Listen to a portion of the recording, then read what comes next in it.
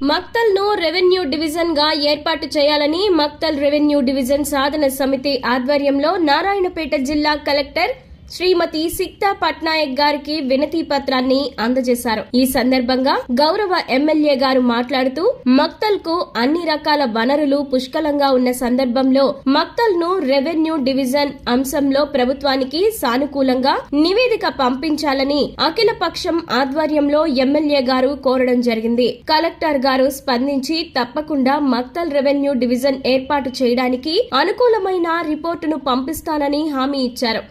ఇట్టి కార్యక్రమంలో మక్తల్ నియోజకవర్గ శాసన సభ్యులు గౌరవ శ్రీ డాక్టర్ బీజేపీ రాష్ట్ర కార్యవర్గ సభ్యులు కొండయ్య, సిపిఐ మాస్ లైన్ జిల్లా నాయకులు ఏ సలీం, ఎస్ కిరణ్, ఏఐపికేఎస్ జిల్లా ఉపాధ్యక్షులు వెంకట్రెడ్డి, పీడీఎస్యు రాష్ట్ర ఉపాధ్యక్షులు బి భాస్కర్ పాల్గొన్నారు.